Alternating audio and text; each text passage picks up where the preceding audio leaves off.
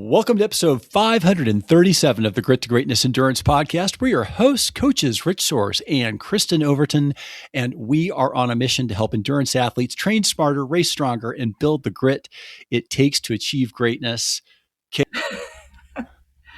Well, here we are. Lindsay and I are here on the eve of IRONMAN Texas in Texas. It's the first Ironman event in the U.S., so everybody gets a little excited about it. It's the North American Championships, so lots of excitement here in the Woodlands. So today we have Lindsay Holmes joining us to talk about her triathlon journey and what has brought her to Texas this weekend. So if Lindsay, you're ready to get gritty, let's go. Let's do it. Lindsay, it's great to have you with us. Thanks for joining us today. It's great to be here, Rich and KO. Thanks for having me. Yeah, we know you want to get to bed because you got a big day tomorrow, but hang in there with us for just a minute. I got a quick announcement and then we're going to jump into the interview. Folks, listen, we've got a couple of announcements, or really one announcement. Whether you're chasing performance or you just want to ride strong with great people, velocity rides are where fitness meets fun. Come and join the training with the coaches at Grit2Greatness. And then stay for the community, leave for the better riding, leave a better rider than when you arrived. Tomorrow, we have at 8 a.m. Mountain Time, we have a road race inspired circuit race circus. If you've ever wanted to know what it's like to race at a USA Cycling National Championship and race a circuit race, in particular, you want to join us tomorrow morning, 8 a.m. Mountain Time. We are going to take you through the paces and really kind of how to race a circuit race. And a lot of what we're going to be doing is focusing on the skills that you need in those kind of conditions. And we'll be doing very kind of, pulsy sort of, time trialing efforts. And we are going to also be working on smooth, powerful pedal strokes at a variety of cadences to be able to stretch out your endurance as far as you can in a road race. So join us. We're really looking forward to seeing you there. And with that, I think I'm going to turn it over to Coach KO to introduce our guest. Awesome. Sounds like you're going to have a good time tomorrow, Rich. Yes. Circuit race circus. Love it. Love it. So yeah, let's talk a little bit about Lindsay. So just a little bit about her. She's a seasoned age group triathlete. I've had the privilege to coach her over the last year and a half, 2 years. So a little bit about her. She's a physical therapist turned healthcare administrator. She's the mother of 2 beautiful boys, and overall just an amazing human. She's raced all the distances from sprint to Ironman, competing in 16 Ironman races, finishing 14. So it's pretty amazing. So you can imagine that she's, overcome a lot to achieve these finishes, and it's just been an amazing journey for her. So, her grit and tenacity and love of the sport has kept her coming back for more no matter what the obstacle. So welcome, Lindsay. We're so happy to have you and listen about your journey and what brought you to Texas this year.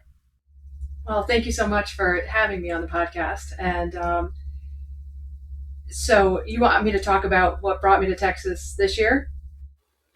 What you want to do the 2 truths and a lie, KO, first? Oh yeah, I forgot. We like to do a little warm up before we get really deep into what's happening, just to get a little bit more to know about you. So we want you to tell us 2 truths and a lie, and Rich and I have to guess which one's the lie.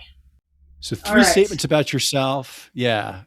I am the oldest of 5. I have played several instruments in my life, and I have completed an ultramarathon. KO, do you want to go first? Do you want me to go? Rich, I think I know the answer to this one, so I'm going to let you go first. That sounds great. All right. So oldest of 5, played a variety of instruments. That was incredibly vague. And you've completed an ultra marathon. You didn't say what distance either. Very vague. You're like mysterious. I'm going to go with let's go with, I really kind of hope that I'm kind of thinking like, you just kind of like throw me off with the vagary. I bet you have played a bunch of instruments. I can't wait to hear what they are. I think you probably have done an ultra marathon, and the oldest of 5 is a technicality. The oldest of 5 is a lie. Prove me wrong. I think I tricked you. So I have 3 sisters and a brother, and I'm the oldest. Okay, good. I played the trumpet, the drums, the piano, a guitar. I've played a lot of things. And I have not completed an ultramarathon. It's one of the things I'd like to do. I've completed a lot of distances, but I'd love to do like a 100-miler, 50-miler, 100K, one of those. I have not done that. You animal, you. Yes, you should definitely do that. Come on out here, and we got plenty of them out here too. All right, so instruments, like, do you still play? Yeah, I'll pace you over Hope Pass if you want on the level 100. Perfect. That sounds great. What do you still play instruments today? I really don't. I'd like to. Both of my boys do, and I have a lot of fun with them. And I look forward to having a little more time where we can maybe do that in the future. But I really haven't recently. Oh yeah, you and the kids, garage band, like I can see it. What about like when you're training and racing, like does the music, like when you get into the hot corner and the music's pumping or at the finish line, does music like fuel your fire? I absolutely love music. I love music at all times. So yes, I do think it does. And depending on the phase I'm in and what type of music or genre is really speaking to me. But I think a lot of people watch films and, in those really long indoor trainer rides in the winter in New England, you spend a lot of time on the trainer. I'll just listen to music and stare at my gray wall, and everybody thinks I'm crazy, but I really get a lot out of that. Yeah. So do you think if you were allowed to play music on the course, it would be a performance enhancing advantage? Well, that's an interesting question. I think it potentially could. I mean, I think the music is going in my head whether it's there or not, and there's a lot out there on the course. It is really enjoyable to hear what people are playing, or I love it when there's bands on the course and you get that pump up vibe, even just running through town and somebody's DJing and they're dancing in the streets. I love that. So I think it's a huge pick me up. I always know what mood Lindsay's in when she, texts me a certain song on Spotify. Like every once in a while, it'll just pop up in my text string. It's great. So do you have a preferred Ironman finish song, or call it walk on song? I had a finish in Mont Tremblant a few years back, and I had fallen and fractured my humerus a few months prior and really didn't get training in. And I did the race anyway. And it was one of the most challenging races to overcome, but it was one of the most enjoyable, spectacular finishes. And I finished to Every Teardrop is a Waterfall by Coldplay, just coming down that hill, and just the energy and the sound of that song. And so anytime I hear that come on, it brings me back to that. And the feeling is right there. And it's a really cool thing. That's awesome. All right. So take us way back. How did you get started? I mean, like 14 Ironman finishes, right? How did you get started on this journey? What was the first race? So interestingly enough, I grew up, I played any sport I could, but I really ended up focused on running. So I was a cross country runner, indoor, outdoor. I ended up being a collegiate runner. But when I was 16, my mom told me about this new race she had heard about in a place called Winding Trails. It's in Connecticut. And it was a triathlon. And she's like, I think you would love this. And they're talking about it at work, and I think you should do it. And I would mountain bike everywhere. I grew up on a lake. So I was like, okay, this sounds really fun. I'll check this out. So I went there and I had no idea what I was doing and I had no idea what I was getting myself into, but I just knew that I know how to swim, I know how to bike, I know how to run. This sounds great. I remember being on the beach and seeing people spraying their legs with, cooking oil. And I was like, what are they doing? And then I was told that it helps you glide faster through the water. I was like, am I supposed to do that? And so I got through the swim. It was way harder than I had ever anticipated. And then I got on my mountain bike and I am pedaling as hard as I can. And it's on the road and everybody's passing me. I'm like, why is everybody so much faster than me? And then I finally got to the run and I was able to crush the run. But a few people told me, they were like, oh my gosh, if you got on a road bike, you'd be so much faster. So that was my first triathlon experience. Fast forward, I ended up going to college, running. I was obsessed with I went to the 100th anniversary of the Boston Marathon. So I was like, I want to do marathons when I got out of college, which I did. But when I was in physical therapy school, I had a placement out in California. And one of my clinical instructors was training for a half Ironman. And I had never heard of this. And I was like, tell me more. And so she told me the distances. And I was like, wait, but you said this is a half Ironman. So does that mean that there's something that's double that? And she's like, yeah. And that is what originally got it in my head in my 20s. Like, I am going to do this. This is something that I must investigate and get to. And I want to complete this. But I focused on marathons for a while, and it wasn't until my early 30s that I then transitioned into longer distance triathlons. And I jumped right in. I just signed up for a half and just went for it. Wow. Wow, that's awesome. So how's the swimming coming along? Oh my goodness. Well, I'll tell you. So I signed up for my first half, and the only reason I did it was so that I could do that to do a full. I was like, I should do this first. And again, I thought, I grew up on a lake. I know how to swim. I didn't do any training for it or preparation. I got in the water and it turns out I really did not know how to swim. My head was above water the whole time. I was doing this crazy looking thing. I was looking around like, wow, I really don't know what I'm doing. I somehow finished that swim and I went on the bike. I did have a road bike at this time. And I had one goo on that 56-mile ride because I thought that was all I needed. And it was 96 degrees. And I got in the run and I started running. I ran first 6 or 7 miles at about sub 7-minute pace. I was like, this is great. Then I bonked because all I had was one goo on the run also. So I learned so many lessons, so many lessons.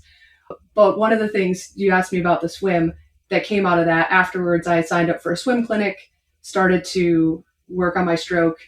It's still my weakest leg, but it has come a very, very long way over the years. And especially over this last year and a half working with KO, she's helped me tremendously. Pool school was immensely helpful and has really changed the way that I approach swimming and the way that I'm excited to go to the pool. It's a whole new world for me. So I've come a long way. Runner turn fish. There you go. I wouldn't go that far. For sure. She's turning into a fish. I think she wants to be a dolphin, but she's getting there. She's getting there.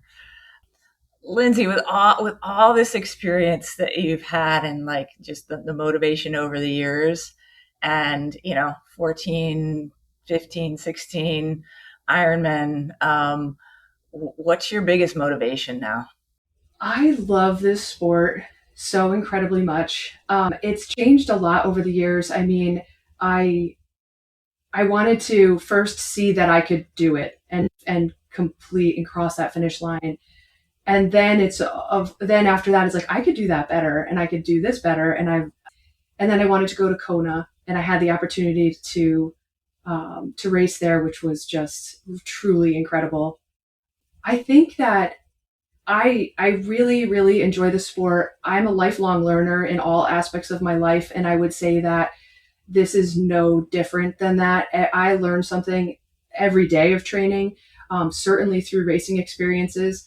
I still feel in so many ways, as much as I am quote unquote seasoned, I still feel like a novice in so many ways, because there is just so much out there to learn and so many experiences to have. I'm motivated by the people. I love the community. I love the approach to something that feels very difficult or almost impossible at times, and demonstrating to yourself that you can do it, and you can overcome some of the most difficult challenges. And then the feeling that you have after that, you just look at life differently. You look at any obstacle or barrier, really, it changes the way that it looks. So I've never, it's almost, it's like a natural part of my life that just feels like it needs to be there. And I don't know that there's any motivation other than that I want to continue to experience it and to learn and to grow, and recognizing that my performance is going to change over the years, and it's going to ebb and flow and go up and down and eventually just probably down. But as long as I could be part of this sport, I want to be. What I love about this is that this sport is just, it's a lifestyle. It is like probably the most, like the biggest lifestyle sport. Like you just want to be a part of the lifestyle, once you kind of get the bug. And, how many Ironman, I know how many Ironman races you've done. Take us through, do you know them in order? I think I do. Could you tell us what they are in order and by year? I'm going to try. Yes. 2013 was my first one, and I started in Lake Placid. 2014, I did Lake Placid again. 2015, I was in Mont Tremblant. 2016, I may have been in Tremblant again.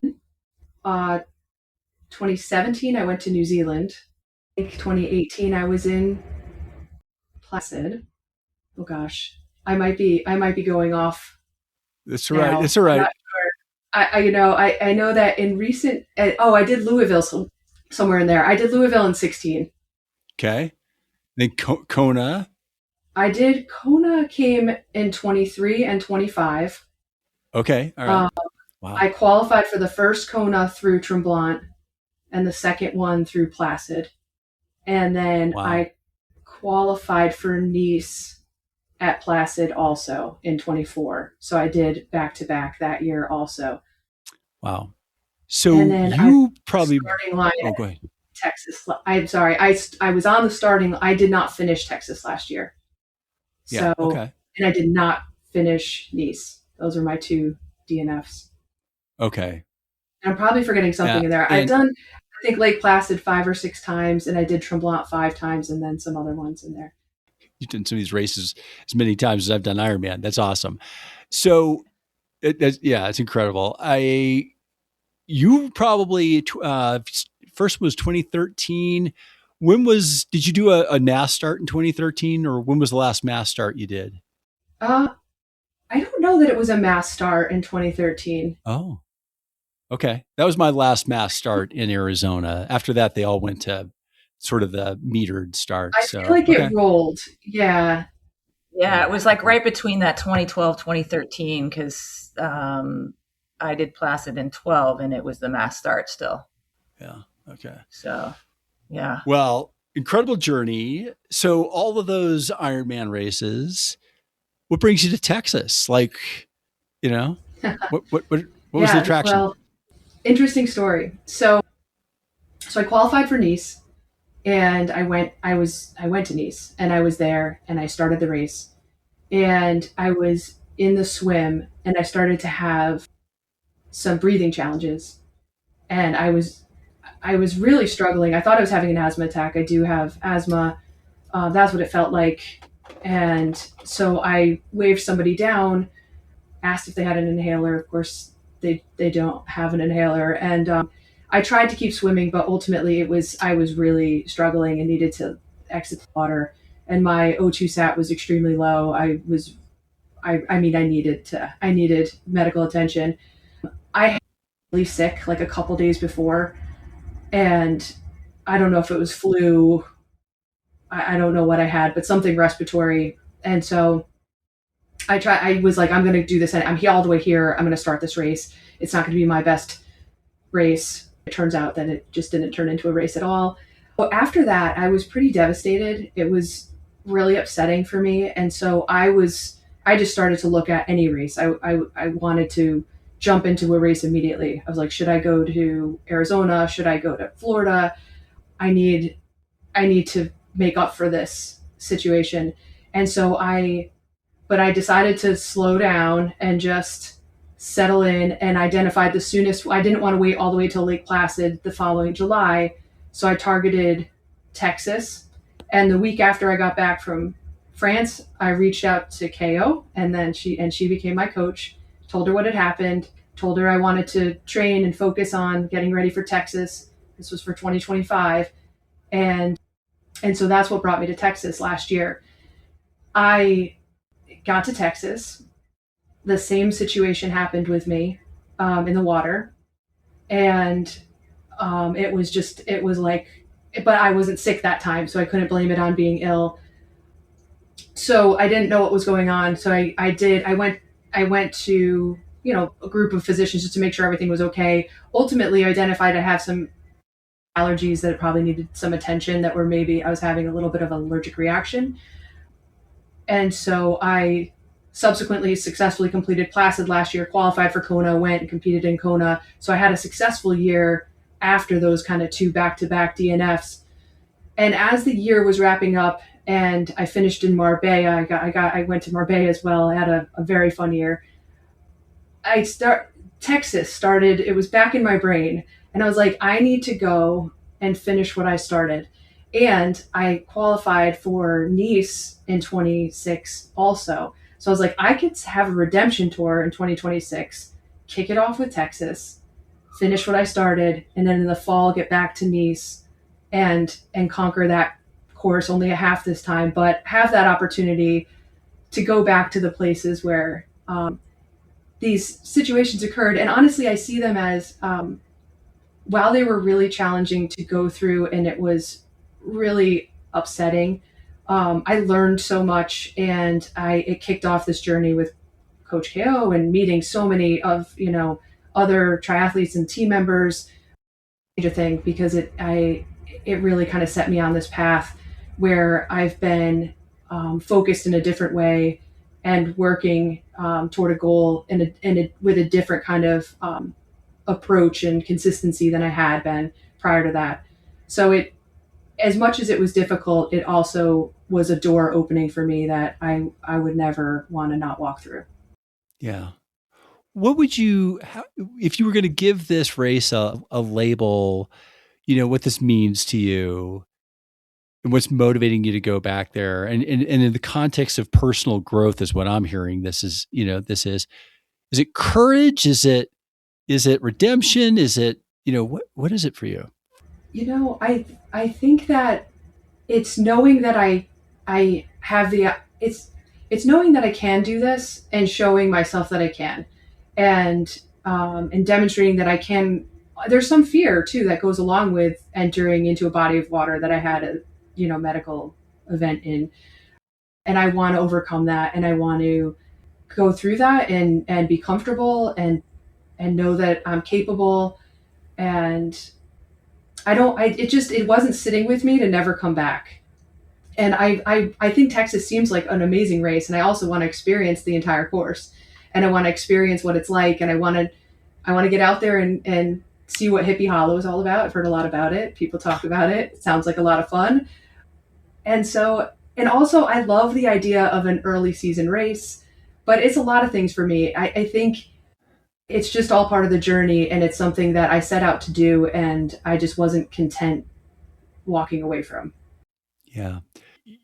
For me and for the listeners that are listening to this, what I hear in this is, and anybody who gets into an open water situation, especially after, an experience, it's incredibly vulnerable, right? You're very vulnerable, and it takes an amazing amount of courage. So super proud of your courage. And I think it's a great lesson for others. So. Yeah. And I think, the other thing I'd like to say about that is just, this happened. And like, as soon as, it was like a day later, she's talking about, all right, what can I do next? What race can I do next? And also like, all right, we got to figure this out. And so just brainstorming like, okay, who do I need to see? What doctors do I need to see? Where do I need to go with this to make sure that I'm going to be healthy and I'm going to be able to keep doing this sport? And it's not something that's going to be, life threatening, but just, again, the tenacity of just making it happen and figuring it out and just keep moving forward, which has been incredible. Thank you. It's one of those things you don't see coming, especially at that point. I had completed 12 Ironmans at that point. And so I did joke that because it was my 13th attempt and then it was my 13th attempt again, that maybe I'd just skip over 13. And so when I did Placid, I was like, we're going to call this 14 until I finish it. And then, and I'm not really superstitious, although I am a Red Sox fan, so probably a little bit superstitious, but not usually about the number 13 until this happened. And then it just seemed, it was taunting me. So it is interesting. Like, you never know. It doesn't, you can have so much success and then all of a sudden encounter something and need to pivot and need to readdress. And I did. I stripped everything down, re-looked at absolutely everything, and then rebuilt. And I think it was the best thing I could have done. Linz, what advice would you have for other triathletes who are going through this, first timers, just figuring out the sport? What insight do you have for them? First timers, I think there's so much you're going to learn. So don't worry about getting it all right. Relax, I think, is the number one thing. Just relax and remember to smile and enjoy. You put in so much hard work. So remember to take in the day. Stay relaxed. It's a long day. I think I tell myself that a lot. Just relax, stay calm. And then I think, the things I learned that took me, and I think everybody, talks about this, but dialing in nutrition and figuring out what works for you and what doesn't, and in what climates. Take note of that, how your body responded to different things, and then tweak it the next time. Don't be afraid to do that within your training. And I mean, even within the last year, I'm using different nutrition than I was in previous years. So just staying open-minded, recognizing that your body's going to adjust and change, but really, truly enjoy the sport, enjoy the people, talk to people around you. I learned something from somebody every day. Like, I just have random conversations and it's so fun. So I'd say also take that in and the wisdom and the tips that people have around you. Yeah, love that. What's one way that, well, looking back over your Ironman triathlon career, what's either something you're really proud of that you accomplished, or something that, a way that you've grown, a way that you've changed that you're really proud of?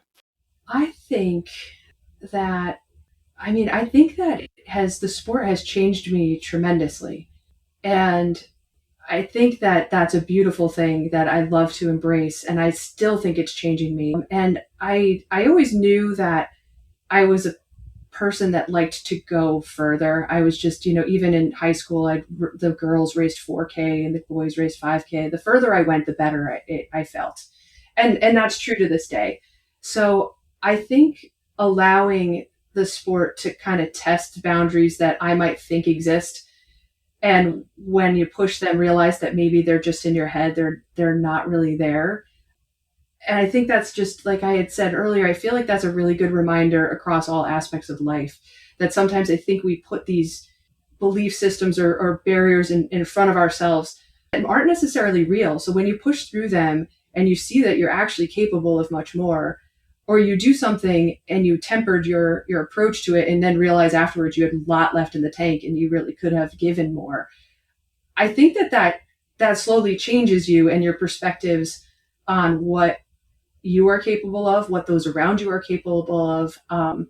And I think when I hear people put those limitations on themselves, I like to challenge that and suggest that I think it's possible. It's really a mindset shift. So I think, if anything, it's the evolution of mindset and adaptability and flexibility and comfort with the unknown. Yeah. She even challenges her coach. I love that. Keep challenging her. It's great. So. I love it. I love it. Awesome. What do we think about a little rapid fire questions? Let's do it. You want to lead us off? I'll let you just run. Yeah, so it's just quick question, quick answer. You ready, Linz? I'm ready. All right. So first one is, what's your favorite race venue? I think I have to say Lake Placid. Survey says number 1 ranked. Yep. Local, goody. It's oldie but goodie. I think Placid. First Iron is a venue, stunning, but really rewarding. I think it's incredible. So next question, what's your bucket list race? Oh, I think my bucket list race at this point is Challenge Roth. That would be amazing. That might turn into your favorite race. I don't know if you get there. All right. Next question. What's your go-to pre-race ritual? I think this is a hard question. I don't know that I truly have a pre-race ritual.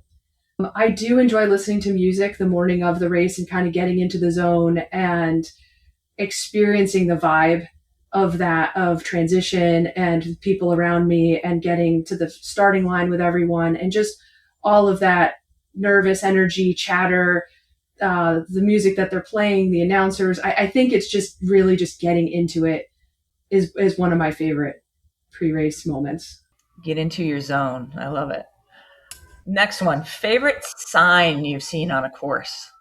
I've seen a lot of very clever signs and really they've made me laugh in the moment. I can't necessarily think of all of them right now, but I will say when my boys could make their own sign that said, "We love you, mommy," and were cheering me on, and with their little signs, that's the best sign I've ever seen.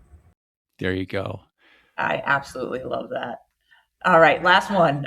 Favorite post-race meal? So I have a little bit of difficulty eating food sometimes immediately post-race, although I very much enjoy a cold, refreshing IPA beverage. So I like to rehydrate a bit. And then the next morning, though, a great brunch, and there is an amazing brunch spot on the lake at Lake Placid that's like one of my go-to favorites. Maybe that's why it's my favorite race. So that's probably like the next day post-race meal. But otherwise, yeah, I think it's liquid. Okay. Do you have your spot picked out for Sunday morning? Not Where are you yet. guys going for breakfast? You're going to need a stack of pancakes this high. You're right. I am. There you go. Okay. I'll do some good research for tomorrow while she's on the bike. There you go. Yeah, you got to go. You got to go. Maybe go test the places. Yeah, exactly. All right. This has been an absolute blast, but the fun isn't over yet. We are going to bring things home here with our fun segment. So hold on tight. This is Would You Rather IRONMAN Texas edition.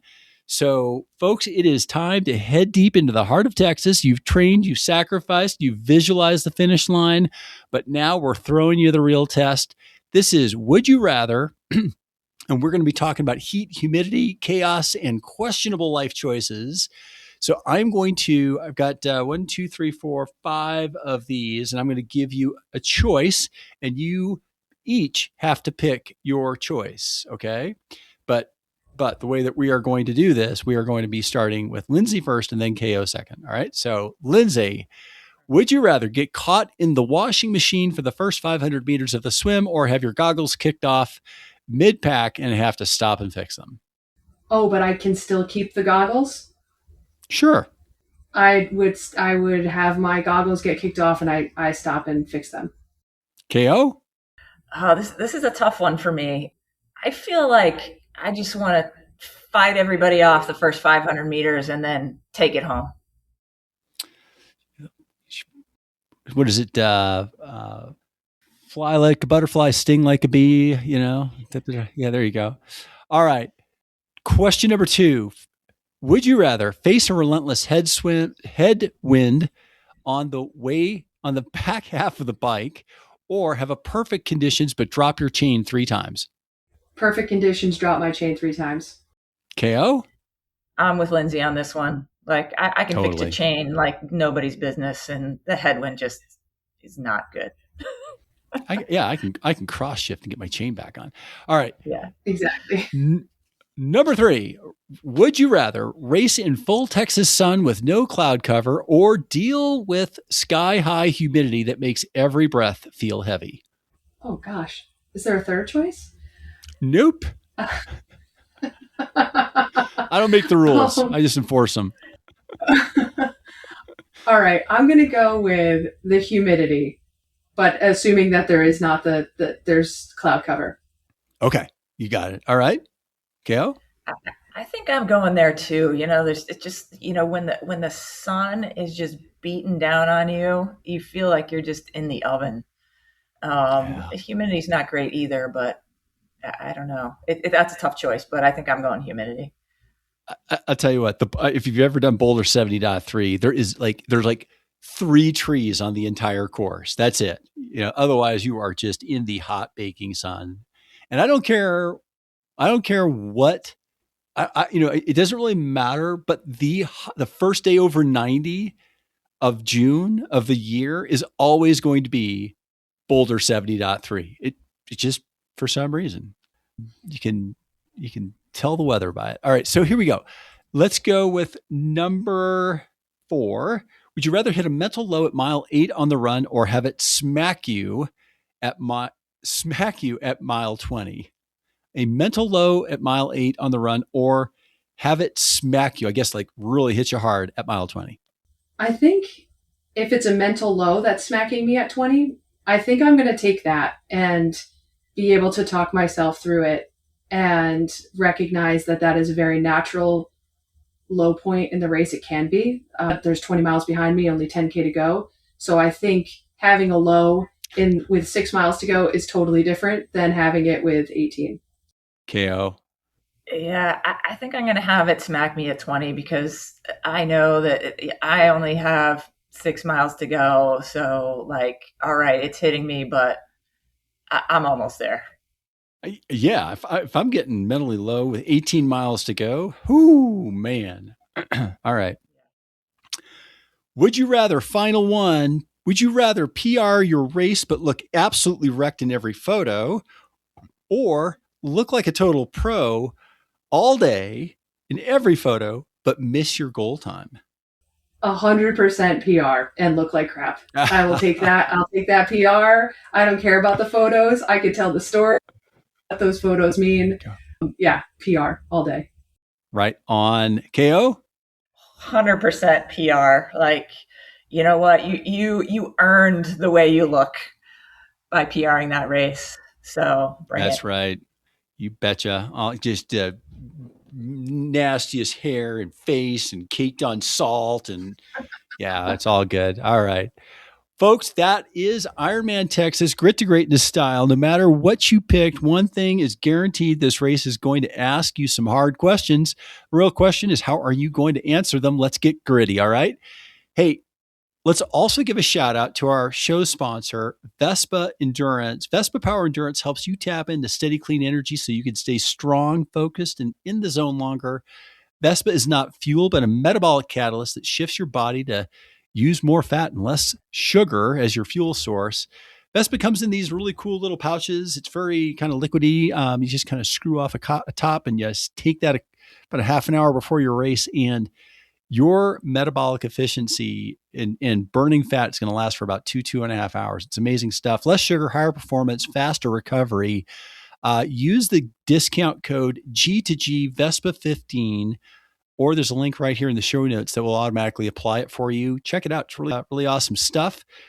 And Lindsay, this has been a blast having you on the show. Thank you for being here. Good luck tomorrow. Thanks for having me. Thank you. Good luck to all. Yeah, good luck to all the athletes racing too. And KO, good luck in searching out the pancake places. Okay. Thank you. It's a tough job, but somebody's got to do it. There you go. But we're all going to go crush it tomorrow. We're all going to go crush it. Folks, thanks for spending time today with us on the Grit2Greatness Endurance Podcast. If you enjoyed today's episode, please follow us and leave us a rating and a review on Apple Podcasts and YouTube. It helps us reach more athletes just like you. Stay gritty, train smart, and keep chasing greatness. We will catch you next week.